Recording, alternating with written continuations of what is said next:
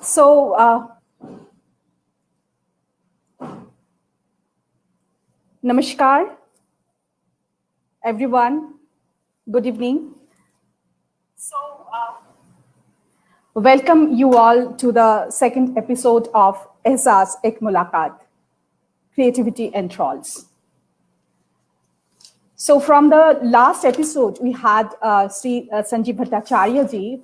He's a Manipuri and creative dance exponent. And all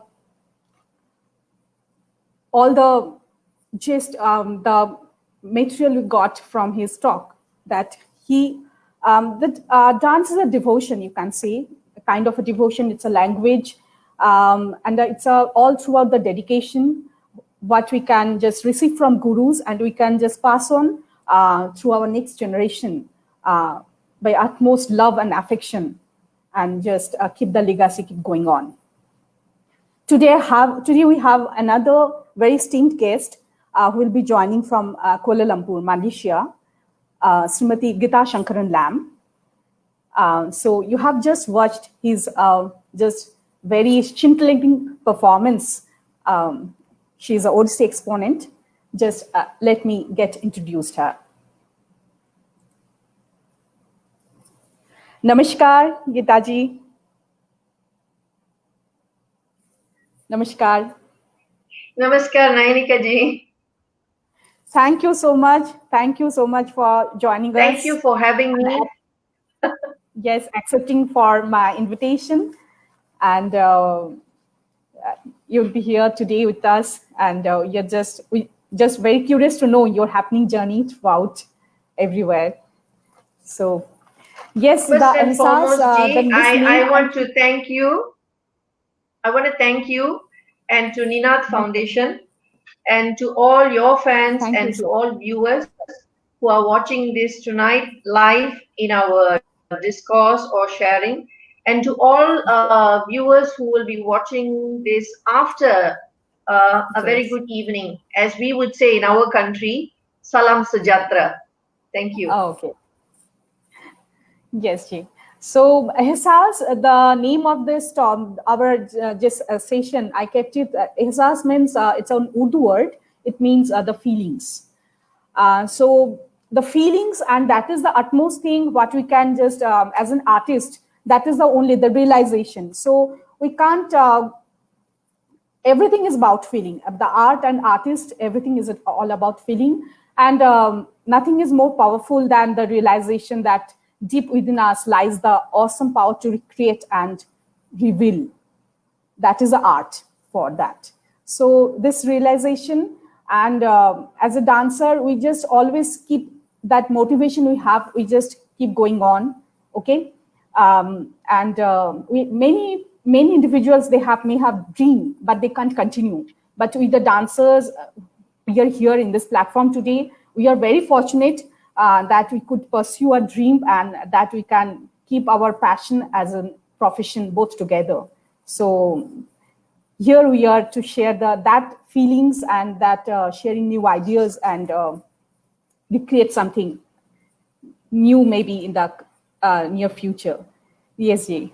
So let me introduce Geethashankaran ji. Is a celebrated dancer, teacher, choreographer, and director of Geethashankaran Dance.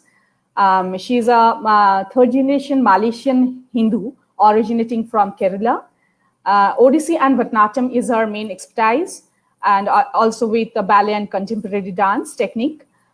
She was international head of Odissi Department of Temple of Fine Arts for 18 years. She has partnered with Padma Shri Ramli Ibrahim ji, and she is a recipient of Guru Debaprasad Kala Tirtha Samman, and received it from legendary Pandit Kelucharan Mahapatra ji. So that's a very brief introduction, Geeta ji. Many more shades, colorful shades I know you have, and we'll get to know your just that happening journey.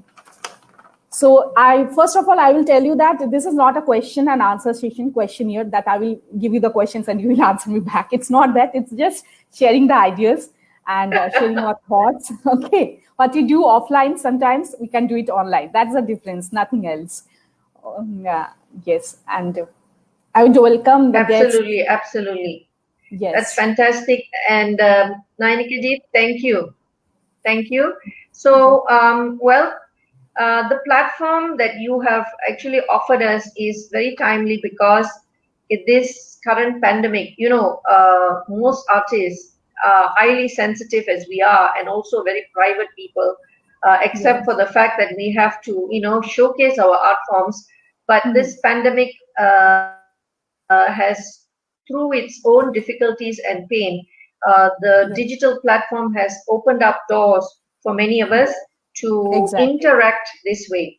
And it's allowing each one to tell their story in different ways. Though I think we've had audiences watch us dance on stage, but when we are dancing on stage and performing, we are telling a story about another character from thousands of years ago, from a Purana or a book. But through live sessions like this, which I also found over the last 3 months, I was able to listen and watch legendary artists from all over the world. That means it's such a wonderful feeling to say, I'm not alone.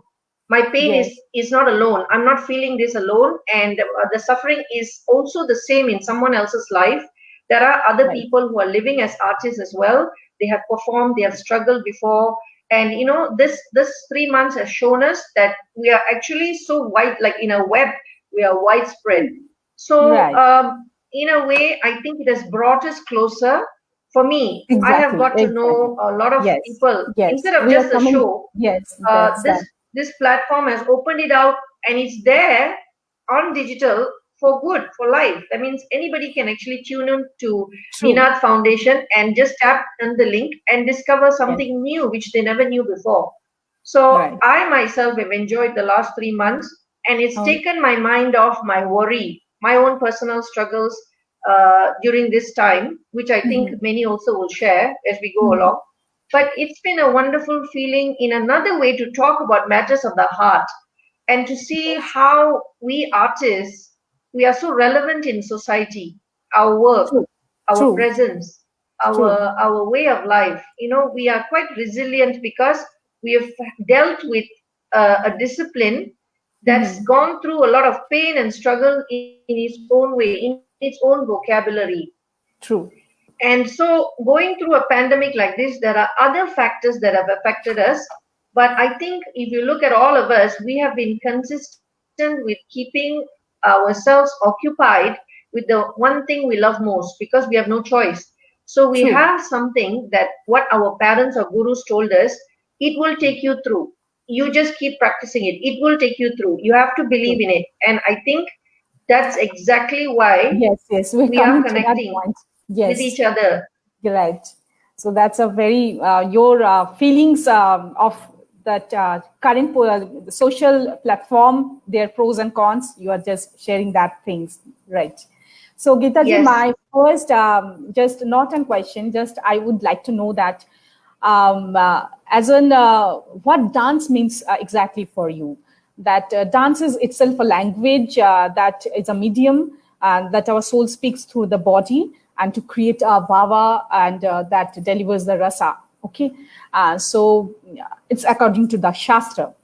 But through dance, what is your realization in life, and what you thought then when you started dancing in the younger age? Did you think that you will become such a celebrated dancer, teacher, and you will get a position in the society recognized as a dancer? So how you have evolved through dance?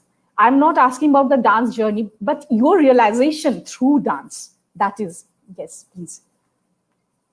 Okay. So my realization has never been something that I thought about. It was seemingly a spiritual destiny, I believe. After 40 years, I think I was chosen perhaps when I was already very little, because in recollection, when I was 5 or 6, I remember my parents telling me that whenever I danced, it brought joy around the people that were around me.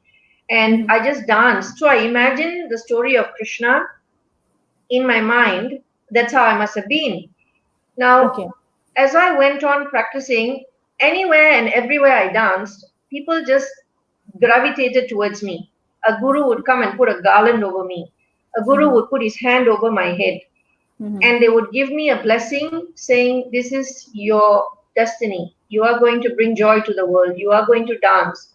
And I never thought so much about it except that I don't know what it was. Mostly I went into a kind of ecstatic joy in my own self. I began to feel a certain aura of divinity. I just closed my eyes. It was meditation and I just danced, even young. So there was no outer realization as much as an inner realization of that feeling of that warm buzz whenever I danced. I only knew that. So I kept that going and I just went to dance class and practiced and followed and obeyed. And because my upbringing was in a spiritual line, that my father had an ashram and in that we were practicing meditation. It was Kundalini practice, and in that we were just completely like Sufis. I was just told to get up to dance at the gatherings, and I just raised my hands, I just closed my eyes, and I danced. So something like that, always attached to attributing this art form, like the way it started in the temples, danced by priests. I was, I think, empowered to believe that this is more than entertainment. Was dancing. I was meditating in my own space. So then I went. I completely took others off my mind. Then I met and I went into performance. And even in the performance, even if the guru has chosen me to do a certain role, this was the same practice. I went in to experience what the whole character was, the role was. I would read, I would observe, I would watch and listen to my guru.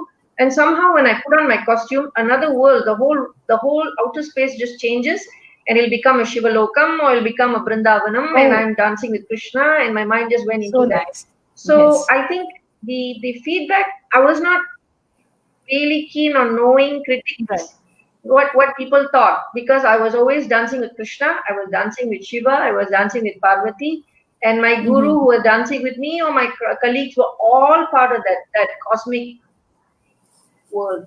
So I wasn't distracted about what the world said. Spiritual divine feeling. Yes, just I want to say that there's a much more spiritual and divine feeling all throughout your dance journey. For me, it was that.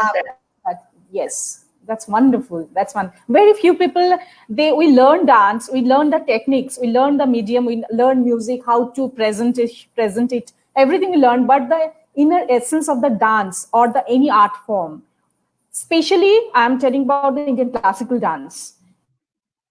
Right now, all the students, mostly this generation, they're missing the true essence of Indian classical. What is the connection with the divine?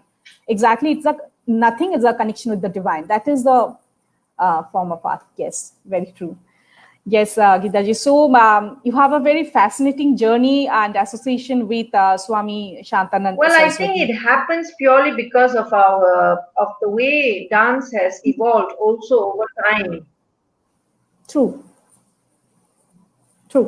Yes. So you have a very fascinating journey with association with Swami Shantananda Saraswati ji in Temple of Fine Arts in Kuala Lumpur, and that helps you growing as a dancer, teacher, and choreographer. What you have been there, and you have headed all the international ODC units of TFA mostly all over the world. So, and for a longer period. So just tell us something about like a divine soul like him. What was his vision regarding classical art forms, performing arts forms? And he just put up such a big organization like TFA. That's a giant organization, we can say. So what is your feedback? How did he just inspired you to come and just continue with your passion and dreams? Well, Swamiji was definitely an avid lover of the arts. He adored the arts because he was, so he saw goddess in that form, and he set up the Fine Arts purely to educate, to impart, to propagate the beauty of this, the science of arts, and he there were two pioneers. He brought them all together to set up this institution so that they can actually start teaching anyone who comes to learn, anyone who is thirsty for knowledge, wanting to learn, whether you were, it was not only for the high class, anybody could learn dance and very minimal fee. So when he set up, it was open for music, dance, and every field, including medical facilities. It's a free clinic. So when he met me, at that time, I was already a performing artist, a young performing artist, but I was too stressed and too, I think, maybe I was just a little too overwhelming. It was too overwhelming for me. I needed a place to actually discover quiet and peace of mind, like the way, if you have understood my journey, when I became too busy, I really found something was lacking in my soul, and I was looking for that. So when I met Swamiji, I reconnected back to that particular wonderful feeling of just space and time, like an Om resonance. And at that time, I had just got married and I had a baby, that is Hari. Swamiji created something, I must say, in the history of dance. Is the reason I am having a family in the arts is he inculcated this thread that a dancer so in love with her art form can be married, can have children, and can be supported by a society. She doesn't have to feel bad, doesn't have to be ostracized, doesn't have to move out of the space. Swamiji gave me this space to be who I could be and raise my children in that environment, supported by another family. I am grateful for that 18 years I've been with the Temple of Fine Arts because I've had to raise my children in that environment, and you've met my children. So Swamiji did something really beautiful for many souls, and this awakening about arts being relevant. Art, he said, dance and music and arts is equivalent to doing puja.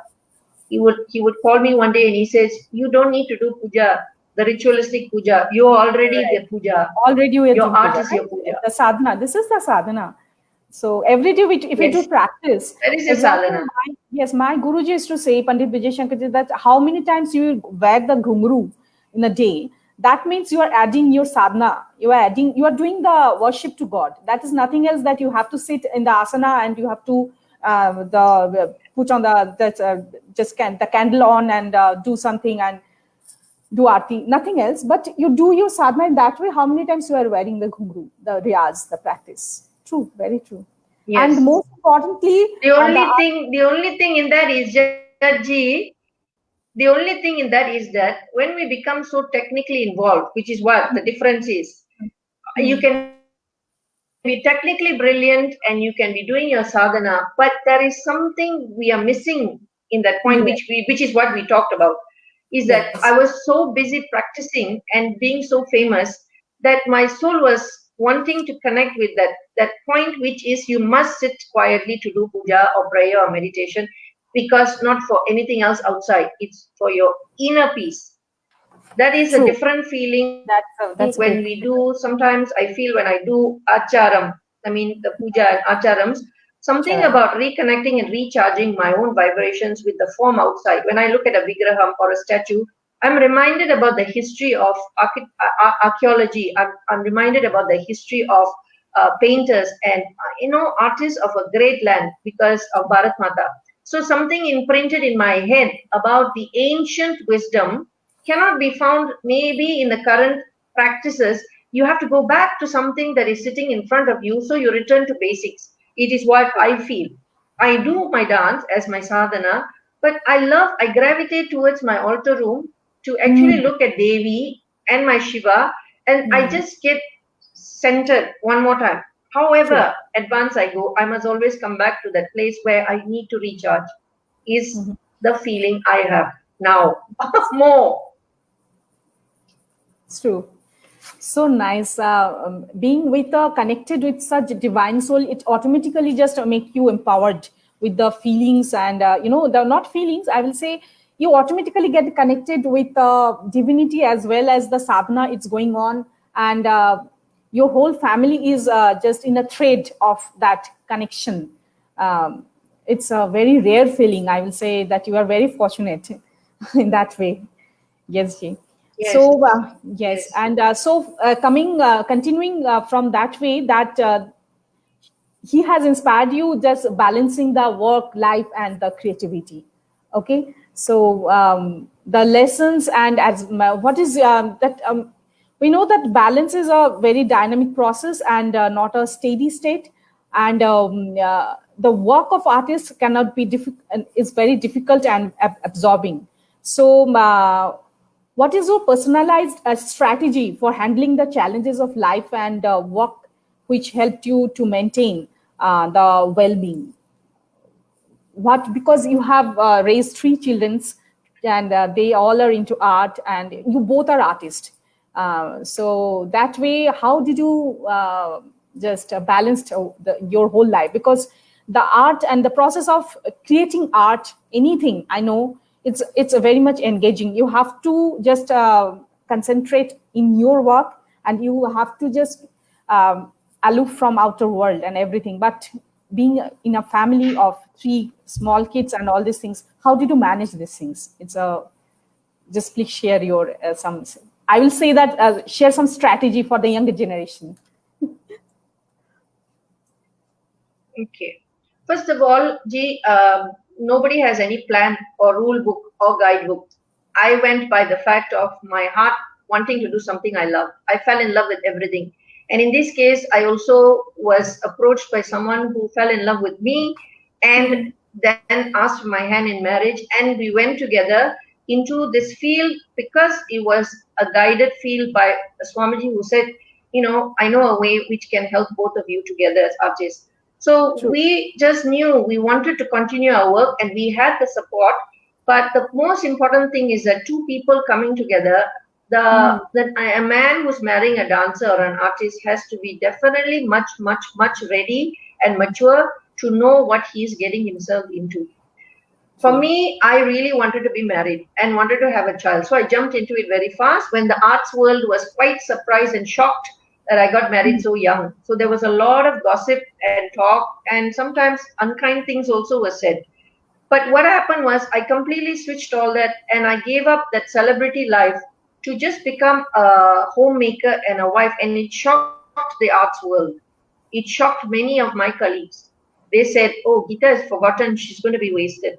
But what happened was I took it as a challenge because my spouse was somebody who understood me and he loved what he saw. I really am grateful because he knew me more and he was much mature than me. He could understand my temperaments and I am rebellious in a sense. I'm clear-headed about what I wanted to do.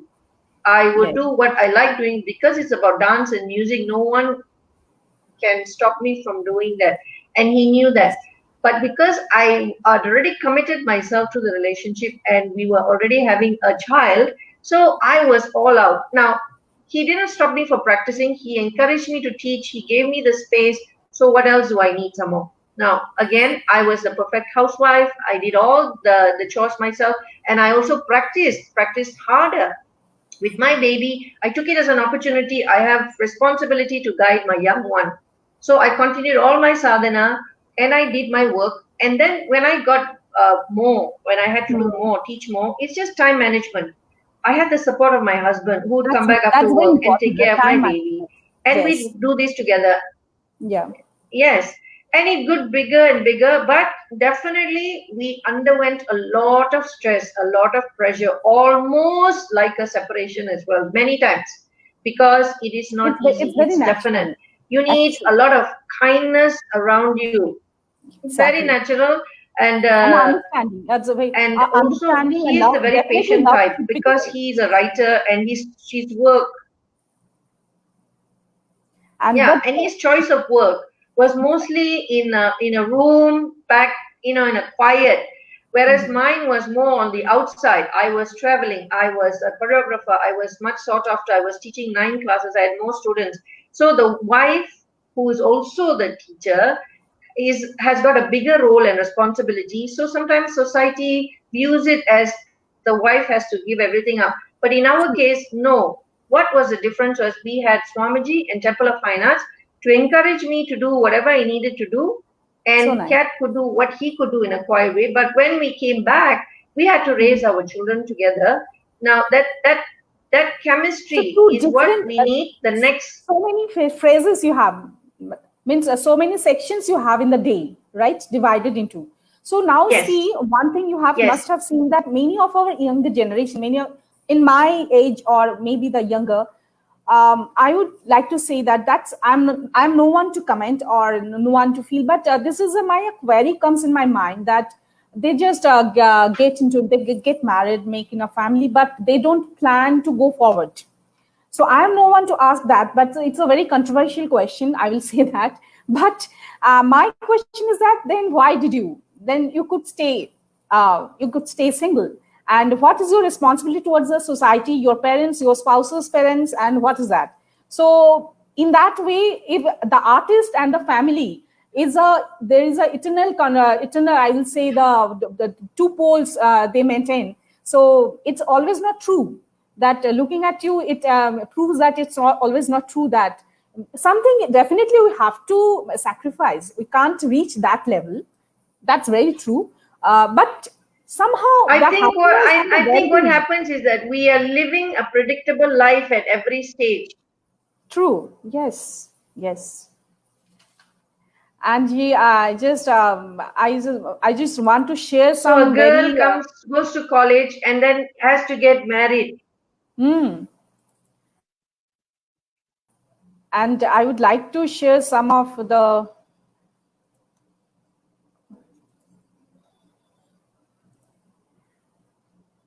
I would like to share some of that.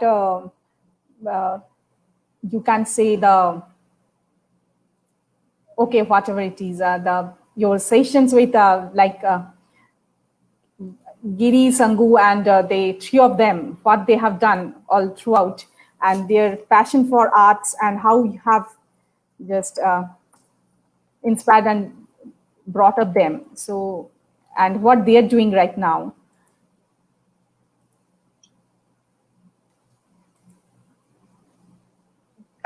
Well, because we had that understanding, so the children grew with us that way. Yes. You know, wherever I went, I took them, and wherever Kat was, the kids were also around. You know, there came a time when we had to also keep them at home because when they meet a lot of adults, they were falling sick. The chances of health being affected for a child. So we also had to monitor that. Yes.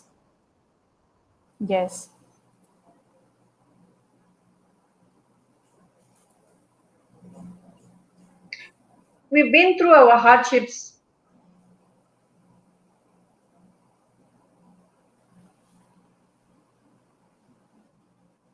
I began to see the beauty of the arts, and that was in dance and music. I didn't learn with my mom. I learned under her school. After when she opened her school, that's when I felt weird learning with my mom at first. Then I felt, it's quite nice.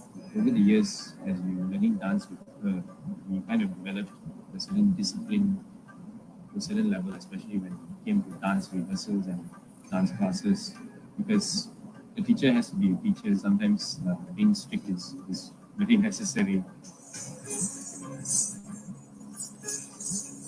I was able to expose the kids to dance and music because of the man I married. I have already become a famous dancer, having joined Super Dance Theatre. So Kat had proposed to me and then we got married. And finally, when we had Hari, we had already decided to join the Temple of Fire. I think what they needed to do to support us. I started teaching Hari dance, I think only at 5. We naturally absorbed all that was around us, especially watching our parents. And I think we've learned a lot outside the classroom, watching them in action and watching them deal with different kinds of people, with students. And I think the three of us. That every family should encourage at least 1 or 2 children to be involved in the arts, because for me, it is the foundation of a society. The academic emphasis as well as artistic pursuit. our family especially is able to inspire a lot of the coming generation kids, I mean anybody, because I'm really grateful that we're doing this together. Actually, we always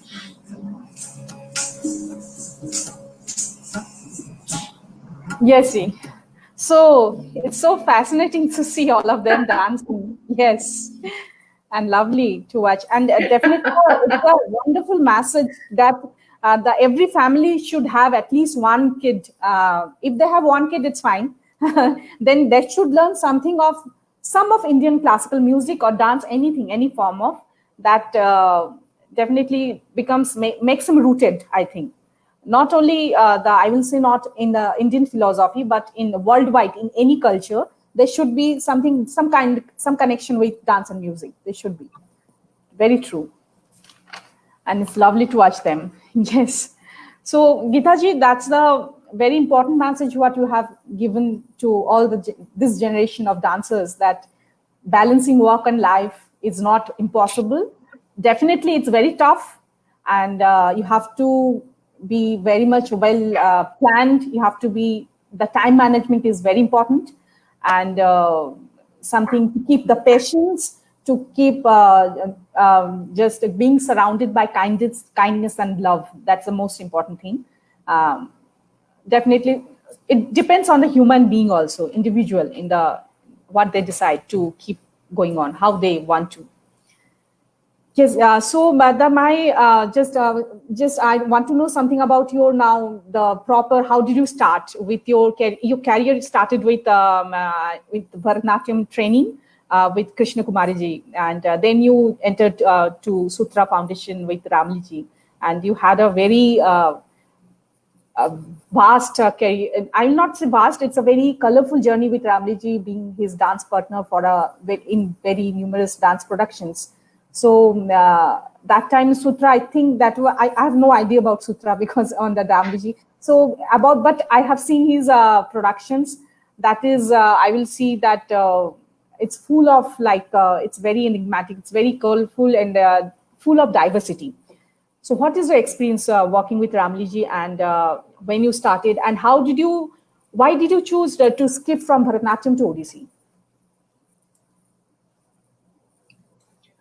Okay. So the history goes back to 1970s for me.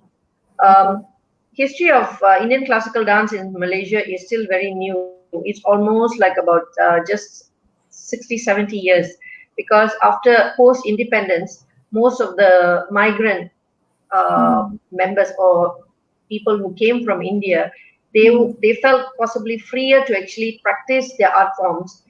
Okay. And so one of them could be also my teacher, who would have returned back from India, and she had already established a school. For me, in the meantime, in the beginning, it was all about cultural clubs. There is the Kairali Arts Club, the club for Malayalis, or they have clubs for the Ceylonese, or the Tamils, or the Brahmins. They have sections of organizations that keep their culture going. So I was very involved in my Kairali Arts Club and the Guru Dharma Club, where young children are taught to dance and sing, maybe in their own mother tongue. So with that joy, my father said, why don't you enroll for formal dance lessons? And this is my dance teacher. I'm so proud to say that she's the one who gave me all that I became in Bharatanatyam. I just fell in love with her, even though she was known to be the strictest teacher in Kuala Lumpur at that time. So I joined in 1979, and for 7 years I was training with her, getting ready for my Arangetram to head to Kalakshetra at that time. Now, having won awards and brought name to the school, at that point was the second entry of Guru Ramli Ibrahim to Malaysia, returning back from Sydney. So when he returned back, he had an open audition. He was calling out young dancers, talented dancers, and also gurus to send their best to try out Odissi lessons. Now in Malaysia, nobody knew about Odissi because Bharatanatyam was very focused. It was just the strength of the society. Maybe Kuchipudi was being done in its quiet, and I think in 1960s Odissi had come to Malaysia. But this particular energy was totally different. It was more on a friendly invitation. So my teacher said, okay, let's go. You come with me. She didn't take everybody else. I went with her. So I had not met Master Ramli or Ramli ji at that time. I only met him as a guest. I was dancing in a show and I knew he was in the next room. That's all. But having started Odissi, it was as beautiful as Bharatanatyam for me. There was nothing that happened to me except it was something new to try out. And the classes were different because Ramli ji introduced ballet, contemporary dance, exercises as warm-ups. The structure was different. So people were thrilled. So hey, something different we are learning. Now the joy of the classes at that time in Kuala Lumpur was almost community. We were all one community full of friends. Actually, I want to say that. So you believe in cross training, means you can try both the forms, and because it's my query to all the gurus or the dancers, the senior dancers, that I was not allowed, or I have not learned any two forms. I have only one form. So what is your opinion about that? Because you have cross-trained, you have learned so many forms together. I have also, but that's not so seriously. It's a side by, I can just learn, just try some days, but not learning in that way. So cross-training is good for dancers or the learners. What is your opinion in that way? I think in the history of India, cross-training did happen. When the student was already capable and ready and had solid foundation in the basics, every guru, if we read history, they would have explored Kuchipudi, they would have tried Bharatanatyam, they would have tried Kathak, because I think they all were friends. Everybody needed to support each other to get the work of the arts out. They needed to bring the message of peace through arts, and that's exactly what happened here. The artists were standing together to revive the art form, that because Malaysia is still new, we needed to establish our cultural identity. So the friendship was so important. And I think the teachers who chose their students, in my case, because I'd already done a lot of work, so I was given a chance to try something new. I also know there are gurus who did tell their students, no, you cannot try out a second dance style because you're not ready, you will mix it up. It was there, it still is there, that thought, but again, I have never practiced it. Not with my children, and even if I joined the Temple of Fine Arts, when I became a new teacher at the Temple of Fine Arts, Odissi was a second subject offered to what they call the stage 2 students. That means students who have already passed their stage 1 and stage 2 exams, they are allowed to study Odissi. Not everybody came into Odissi. Only the cream, the ones who can manage, and the ones who can actually who have finished a certain level can join Odissi. So in Malaysia, we also do have that criteria, because it is true, a beginner student may confuse the styles in the beginning. So for me, what I developed a research, and I do this in my school, because I had cross training purely from the teachers who segregated their lessons and showed me how to practice what. I myself was intelligent and I did my own homework. So my upbringing is to listen, to observe, and to make my own notations. So I developed a method that's happened subsequently in the 80s, 90s, between students wanting to learn, teachers saying no. A lot of breakup happened, heartache, pain. So what I developed was, I did an audition or a preparation at least for a year, 6 months to a year. I have an open class, and because I know Bharatanatyam, I know Odissi, I've learned folk dance, I've learned a little bit of Kathak, ballet, and different things. I will expose the student to as many kinds of training methods, especially if Odissi and Bharatanatyam, 6 months they are given all the movements. At the end of the 6 months, I will then revisit the interview with the parents and students, and I will suggest to them, I think the strength is now for her to go into Bharatanatyam option. In case they cannot do either what I'm offering, I will also send them away to study Kathak with you or someone else. Yes. I will send them away to study music, or I will send them to take up Natuvangam. So that is what I have developed. because I've seen a lot of heartache and pain, and then the student may not like it. When they come in, sometimes they say, I want to be an Odissi dancer like you. But like me means you're only seeing the finished product after nearly 20, 30 years of hard work. Are you ready to work hard like me? Is the question. You know?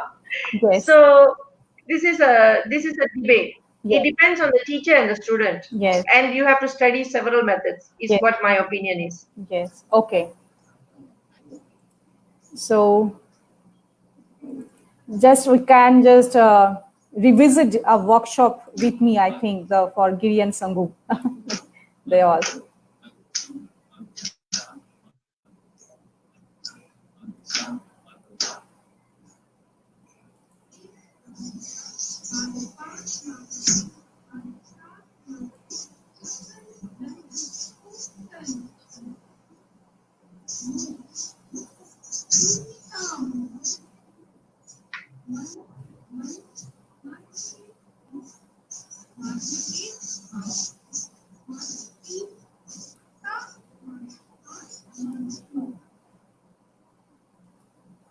That's wonderful. Just revisiting the journey. Thank you so much. That was a wonderful time with you. Thank you so much. I just miss those days because that chapter is very memorable for me, because as a student I got them. So all this journey, my teacher, my association with you, with GSD, and you all, it's a family connection with you, definitely. But definitely a connection with artist to artist, not. I will say, I've been in so many ways I've been inspired from you. So that's a very major contribution towards me, you can say. So Geeta ji, now this is a one. Well, Ji, I feel very happy. Thank you. So we have been the Guru Shishya Parampara, and we have been fortunate to learn in that way. And we have spent quality times with the legendary gurus and all these things. But nowadays, it's all happening in the busy schedule of the younger generation. They are not ready to pursue the classical dance form as their profession. It's very hard time. Anytime, it was always a hard time for the classical performance, classical dance and music, because they lack a huge of monetization, that I will say that sharpness, that monetization problem is always there. So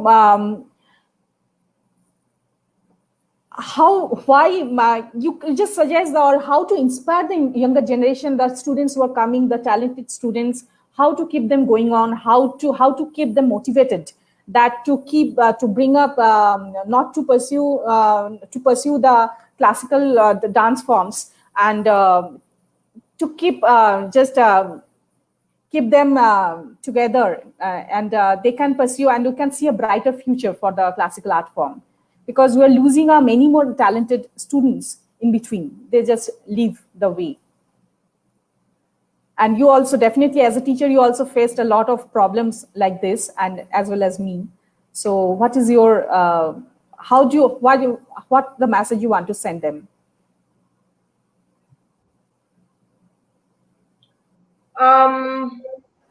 Message to a new generation. I mean, I will always say that whatever you want to choose, whichever journey you want to choose, you have to be sincere, and it must come from here. You must make a choice sincerely from your heart, not by looking at others. I mean, we can admire, we can dream, we can have an inspiration, but you must understand everything is going to boil down to hard work. And also your destiny must be such that, you see, it must choose you. Everybody may want to dance, they may want to become a dancer. Like, I can dream to be a doctor, but if I just dream to be a medical doctor, but I don't pursue it by studying or making that effort or getting my grades, then it will only remain as a dream. You can understand from the journey of my life now, as much as I also had criticisms, so passionate to have raised children, they have said things, the children are going to be really spoiled. They are going to waste their time. There won't be any money. But I took all that into loving consideration and turned it into the point of success. Even though it was difficult and many times I had given up. Okay. But the fact is, there must be love in your heart to pursue it. First of all, they must understand the roots. They must know where they come from. What is that need? Why do they want to keep in touch with the art form? For me, it was very simple. My parents. My grandmother, who left India, came here. She was carrying cement and building the railway tracks. Her love for her own country was rattled. I mean, she left India and came. The love that was planted in my heart as the second generation woman is how liberated am I being born in another place. So my father always instilled the love of India in me, that culture and arts is the only way a soul will find its path back. If not spirituality, it's dance, music, art, literature, painting, architecture. This is what he planted in me. So till today, it's 40 years. Even if my children are being told, you're not going to make enough money, why are you an artist? Be somebody else. I will grit my teeth and I will just look away for a while. But I will tell them, it is your choice. But you must know this, that in your DNA, it has been work that's already been invested. So you can do whatever you like. You must find your own way. But the love must not go out of the art form. We must love it. Anybody can dream, but you must work hard to achieve it. You must want it so much that it will materialize. So for me, this is my joy. Whether the children are going to continue it, I think I have done my best. My husband and I have done our best. The rest is up to them. They have to open their doors to find it. At least they know that they have seen it, that this is an option for us. But for me, I wouldn't choose any other way, because through dance, actually, I can do medicine. I can actually do something else, because it has shown me my mind, my heart, my body, my soul has connected me to so many people, because I want to be, I have integrity in my own self to view what is it. I've known myself now. So I don't feel I need to look anywhere else. Dance itself is showing me so many things. So for those who are seeking classical dance and they stick to it, good. Please stick to it and, love it so much that it actually gives you back your returns. Exactly. The time will say that you're putting your devotion and hard work and discipline, and the time will say what you can achieve for that. So there is no other way. There is no shortcut to achieve the success, I think. Hard work is the only way. And definitely your devotion and dedication towards your guru and your art. So Geeta ji, so many, we are talking for so long. Can you take a little refreshment through you can show some Abhinaya sitting over there, or just share something of your art form, just a little glimpse of that. Anything if you want to show us.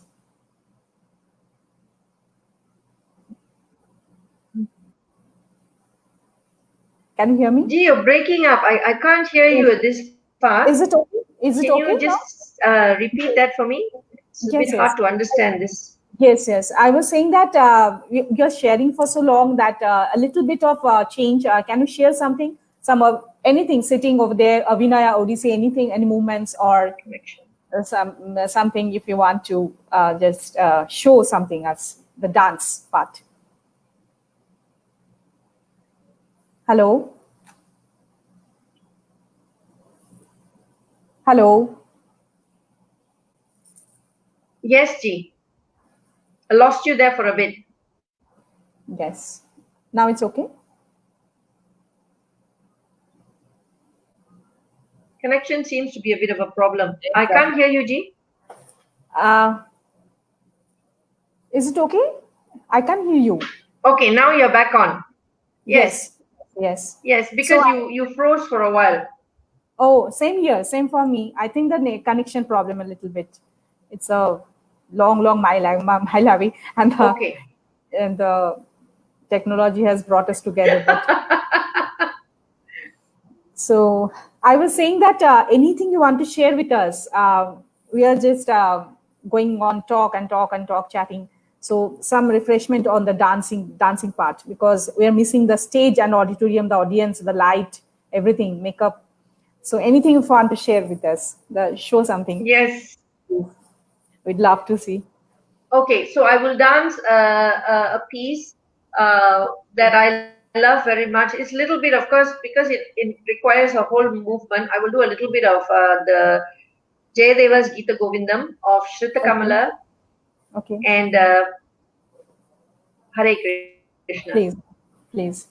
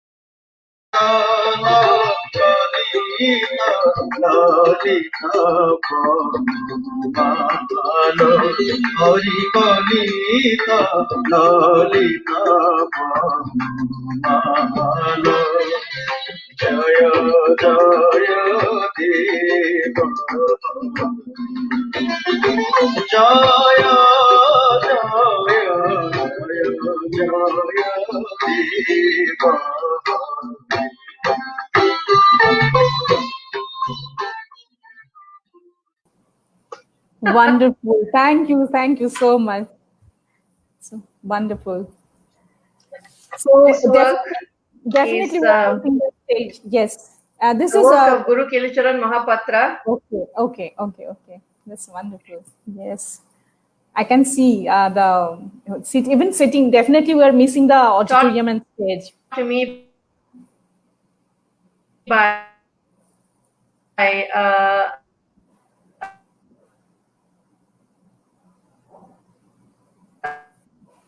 a famous dancer, Sindhu. Gee, I still can't hear you, G. Is it okay? Am I okay? Because the connection a little bit, it's making problem. There's pictures are freezing a little bit, and it's very natural. I hope the viewers are getting a clearer picture. I hope so. People who are watching, please, can anyone just send us a feedback? So I was just saying, this work was taught to me by Sindhu Kiran, and I must give acknowledgement for that. The music and the dance style is from the Guru Kelucharanji Parampara, and I had learned this item. So it's also a tribute to all the friends who are watching in this technique. Yes. I love this work so much that I do it over and over again because I love Krishna. So with us watching, Geetaji, I would like to mention Sanjeev Da is here. He has told that beautiful and grace and divine. Meenu Thakurdi is here. Meenu Thakurdi is a very famous and celebrated Kuchipudi exponent in Delhi. So she's here watching us from Calcutta. Vishwajit Pal Da, he's here. Anil Mishraji, he's a very good saring player from Delhi. He's here. And Shubha Kokubodi, she is from Japan. She's watching from Tokyo. She's here. And some of my friends, good friends, they're here. So nice to have you all.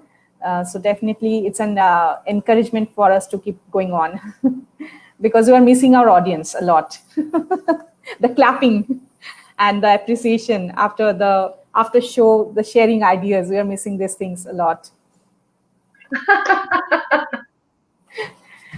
Yes. So Nayanika, we have been friends for nearly 3 years from the time I've met you in Kuala Lumpur in 2015.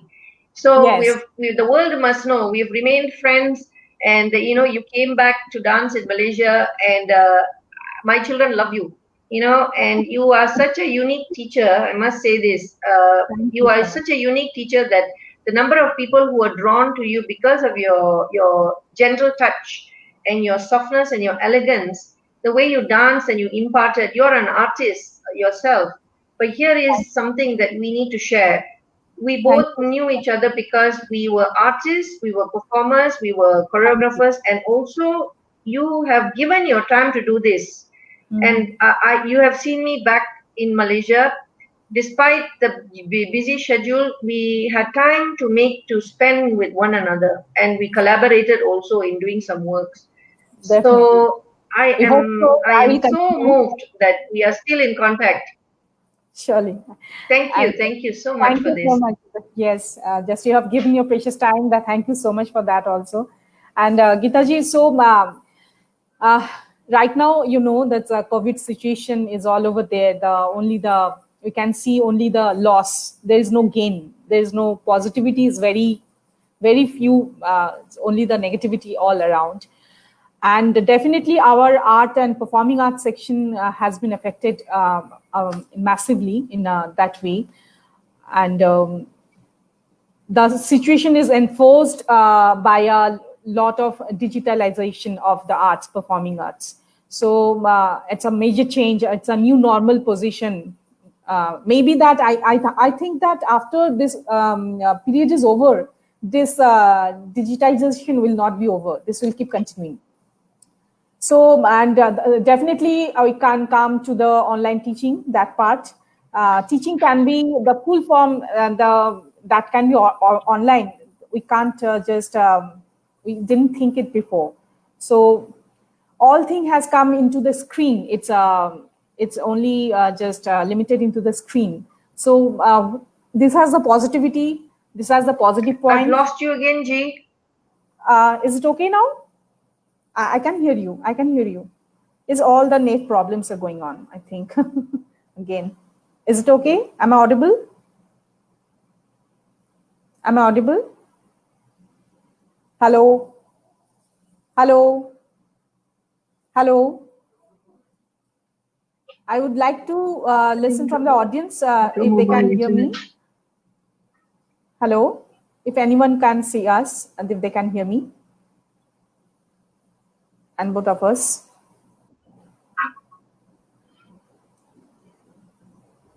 Should I continue, Geetaji? Can you hear me?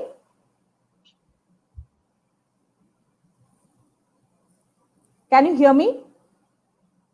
Hello? Can you hear me?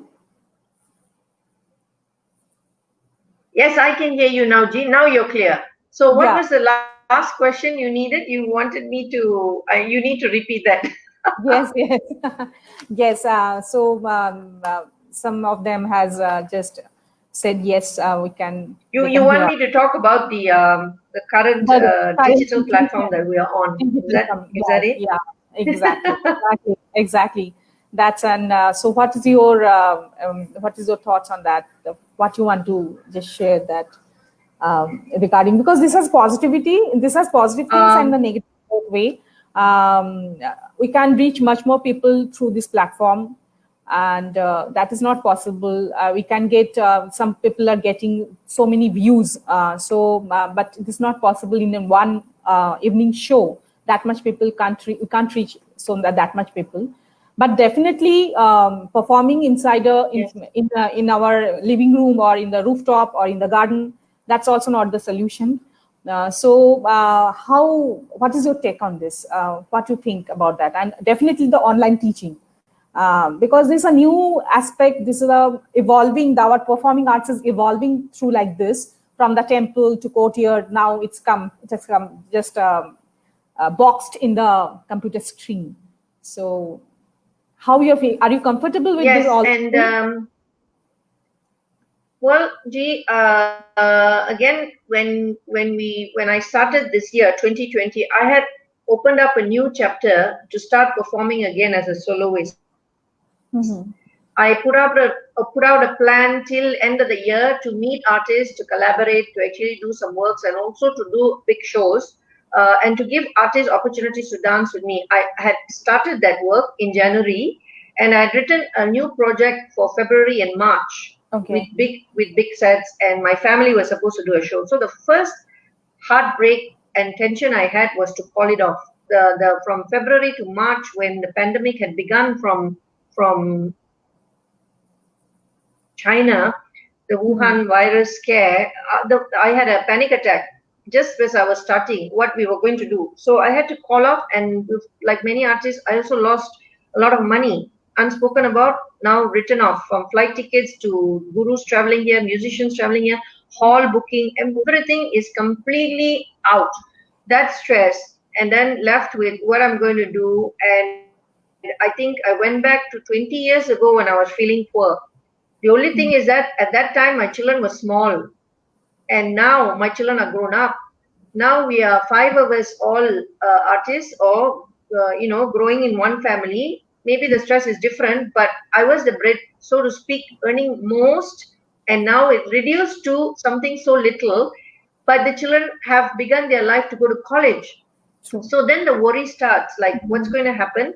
And thankfully, when you were looking at the other news that's happening internationally, you saw the pain of loss, tragedy, people dying. We are losing. Dance was not the important thing. Performance was not the important thing. It's how are we going to help the world communicate this. So in a way, I just completely gave up my own thoughts about everything else and learned to watch what others were doing on the internet. And then with consultation from my parents, the parents of my school agreed, teacher, we want to continue learning with you. So I am old school, which means that Guru Sishya Parampara, unless a student arrives in front of me, I won't teach. But this was a push to actually look, to discuss, and to review the methods in which we can do it. But little did I realize, it gave me an answer to relaxation and rest instead of running about. It finally, God has given me an answer to be quiet, and I could do work from the home. Is exactly what I wanted at this stage. Maybe instead of being the hyperactive Gitaka or Gita teacher, I could finally get back to working on my body. So it forced a calm into me, and I was happier. But at the same time, my students who were learning with me were producing results I had never ever seen before in all my years of teaching. The results of producing their work hit 85% success. They really joined to watch me in dance class because they wanted to be there, which made me so happy. I could teach, they wanted to learn, and I could, they produced the videos back for me. So I was really happy. But the performance meeting artists was not happening. But then in Malaysia, there were very kind artists who some decided to have interactive programs, discussions, sharing our thoughts. So we were still doing work, small work.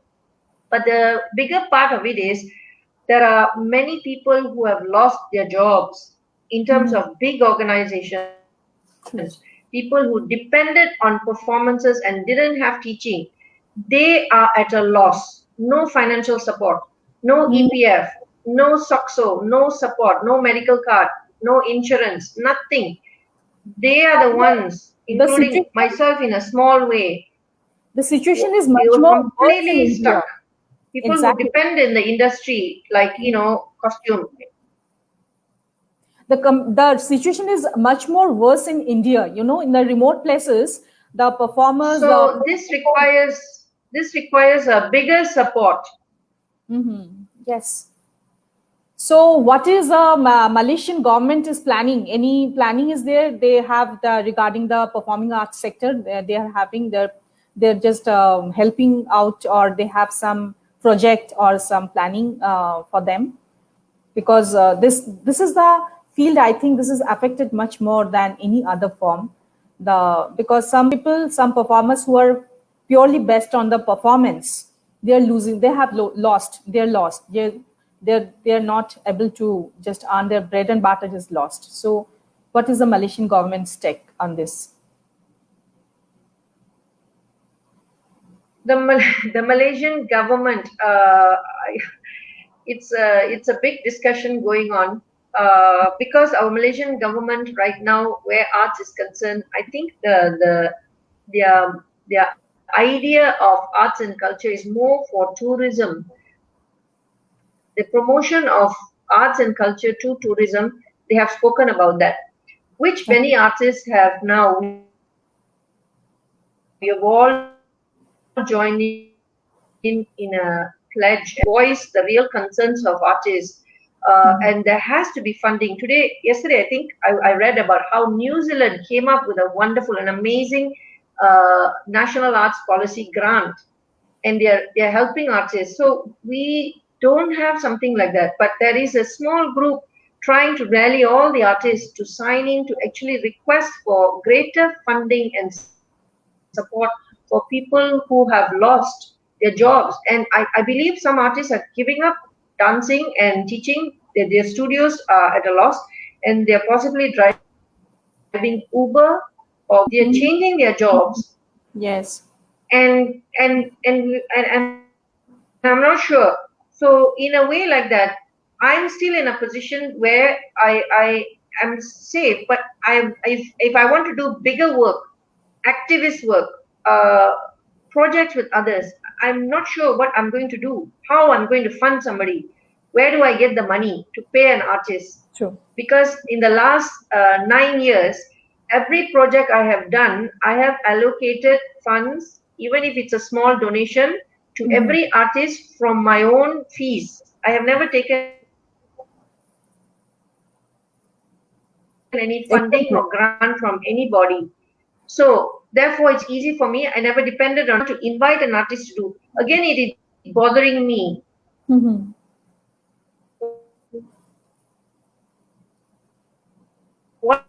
How can I ask them to do free? I must give them a small token of something, which therefore I cannot even open my mouth to request. That is the thing. That's a very burning issue in India. No, my brain is thinking, because I love organizing shows. Because that's a very burning issue in India, that's pay and perform issue. So I will not come to that point, because you may not be aware of that. Hello, can you hear me? And I love having people over to do some collaboration, but everybody is expecting some funding. So how can I help? But in sessions,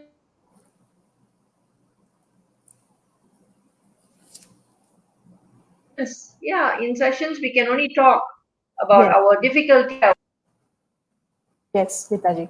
So looking up here and to you. Yeah.